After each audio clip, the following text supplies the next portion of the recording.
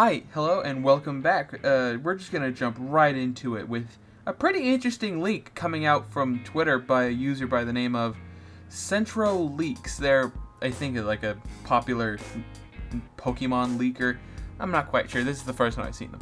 But they data mined Pokemon Masters EX, the mobile game. I've never played it personally. But when they data mined it, they found information detailing that there's the potential for a Pokemon Presents on August 8th. And that's really interesting given all the leaks we've had recently about a potential announcement for a Gen 5 Pokemon Legends of Arceus game. Not necessarily Arceus, but like a new Legends game. But my expectations are pretty low. I'm not expecting this game, in like that rumored game in particular, to be announced. I'm expecting something more on the lines of like maybe another a small mobile game, maybe in updates to some other games. More information about DLC coming to Scarlet and Violet is probably what we're gonna see most likely. We're probably not gonna see any major game announcements, but there's always hope. Moving right along to our next news topic.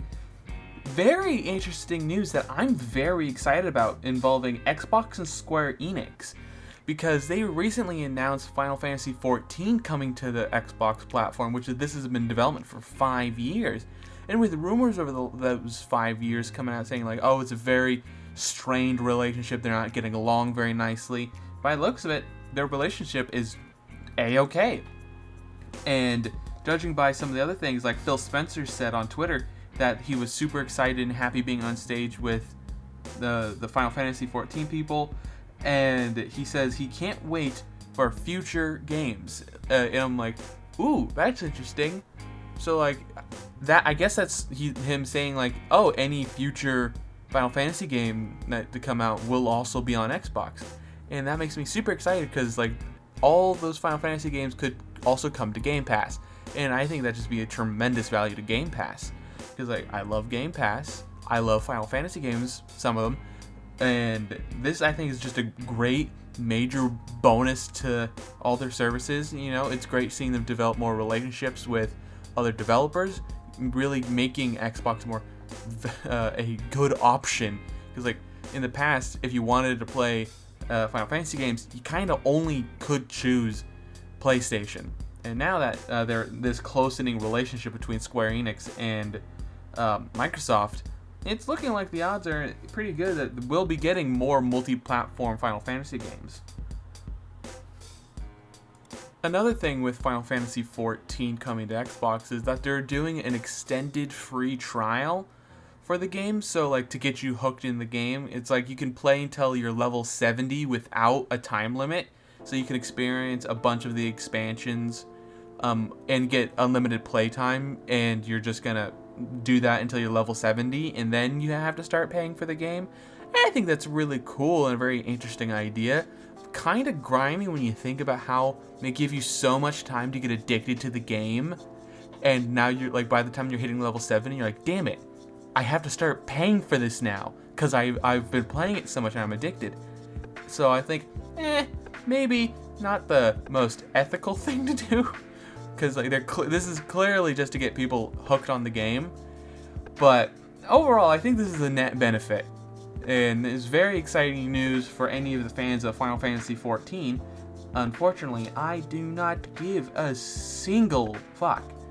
Just never been a big fan of MMOs, but I am excited about the potential of other Final Fantasy games coming to Xbox platforms. In other news, Metroid Dread has finally crossed the 3 million unit sold marker, which makes it the highest selling Metroid game of all time. And that's very exciting because that means the increased potential of getting more 2D Metroid games, the increased potential of ever seeing Metroid Prime 4, because the last time we heard about that game was 2019. Where the hell is it, Nintendo?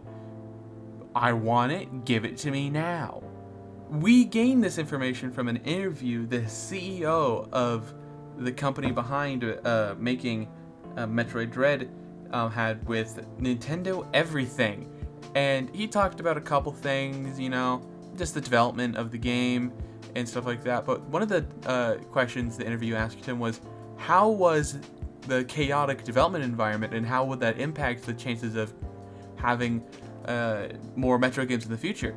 And he basically just danced around the question. He just was like, well, no, it was actually a really calm and fantastic development time thing. It was fairly easy. It was one of the best experiences we had, and we hope with the success of this game, there's an increased potential of chances of us working with Nintendo some more. It was a very fun development experience. They were very receptive to anything we wanted to put in, and all the things we wanted to put in got put into the game, so we were very happy about that. And he basically just danced around the question, never answering like how was the chaotic environment, which my instincts are telling me that like the chances of that happening are very slim. I don't think that it was a very chaotic environment, considering with Nintendo at the helm. It probably kept pretty healthy practices. There's probably some crunch, but like I haven't heard anything drastic coming out about the development history of this game. Nothing more than your usual online banter about development histories of games. But like, overall, I think this was a great interview, and it was finally good to hear actual numbers of how many units sold. Granted, it was outside the 1 year mark, but it's good to know, because the last time we heard about the sales figures for Metroid Dread was sometime last year, and it was it was like 2.9 million, and that was the last we heard until now. So it's been a minute since we heard any new numbers, but we now know that it has now sold over 3 million. So that's good to know.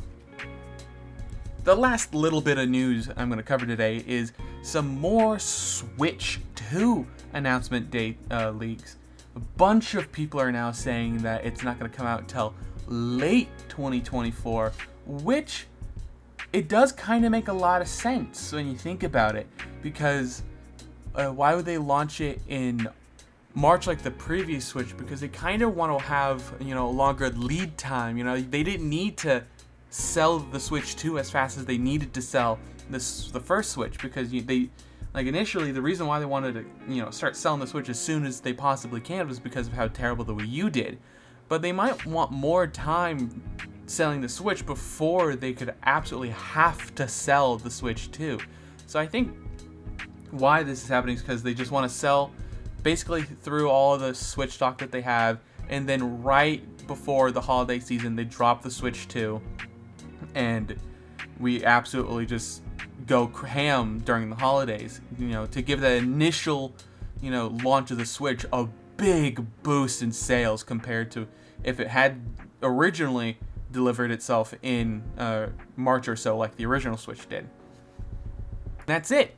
Thanks for watching. Leave a comment down below if I got anything wrong in the stories I've collected for the weekly gaming news. And thanks for all the support on the videos. Much appreciated. And don't forget to like and subscribe. I recently added an Instagram, so all that social media garbage will be down in the description below, and have a wonderful day.